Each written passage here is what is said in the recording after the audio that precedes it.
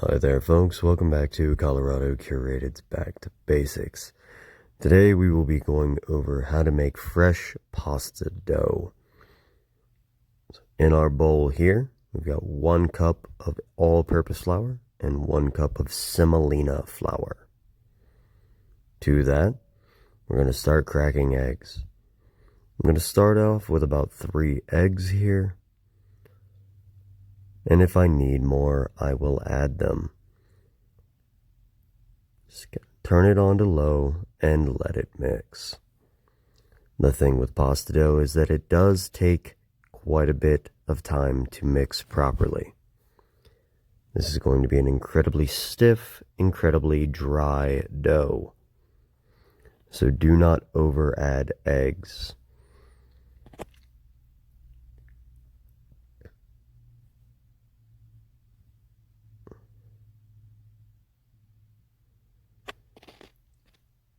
As this starts to come together, I can start to see that this is going to be a little dry, and I will end up adding another egg. So the reason we're utilizing whole eggs as well as semolina is due to how slow it absorbs water.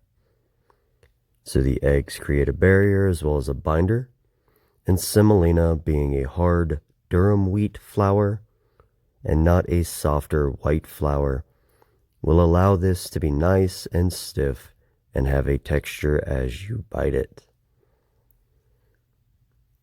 So after 4 eggs total, the dough looks a little like that. There's some flour at the bottom. It seems very dry. Do not add any more moisture to this. There's still a lot of moisture hidden in this dough, and we're going to bring that out by hand kneading it. As you can see, I'm just collecting all of the flour and just kneading it into the dough.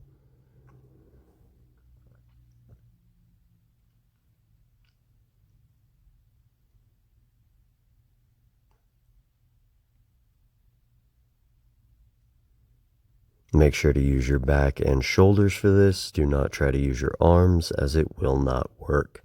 You will get incredibly tired very quickly.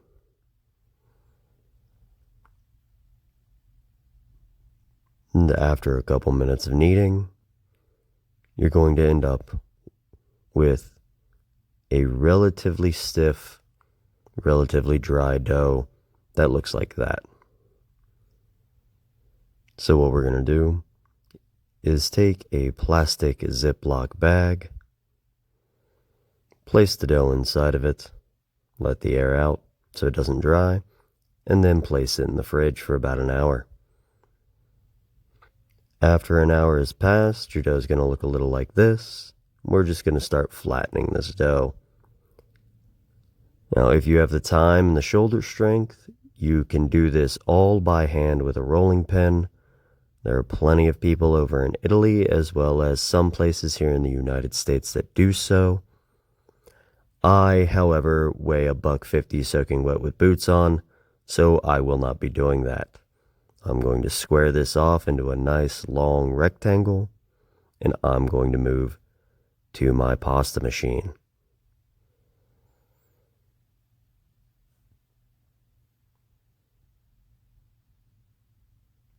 Make sure that as you're rolling this, you keep everything relatively even, and try to keep it the width of the machine that you are using. So, I've just started to square off my pasta and roll it through.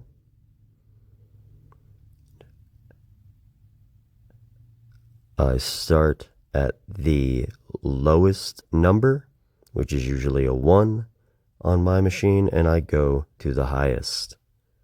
Some machines this is reversed, so just have to know your machine.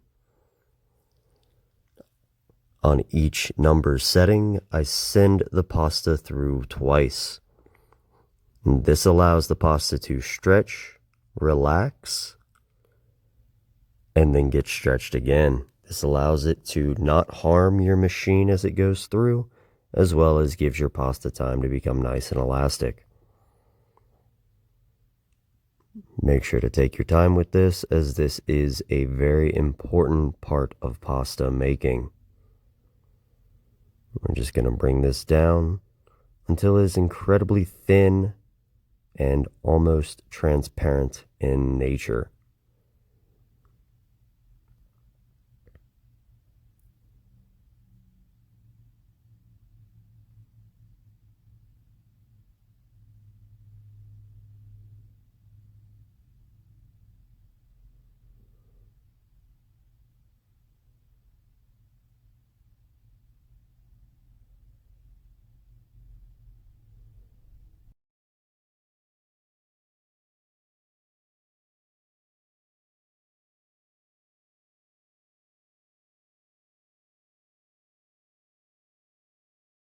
Keep feeding it through as you go.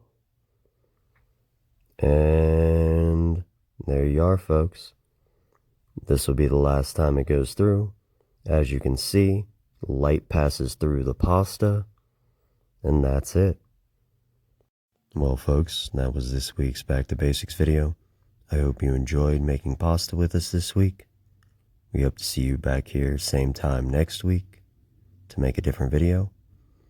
Until then, eat well, be healthy. We'll see you next week.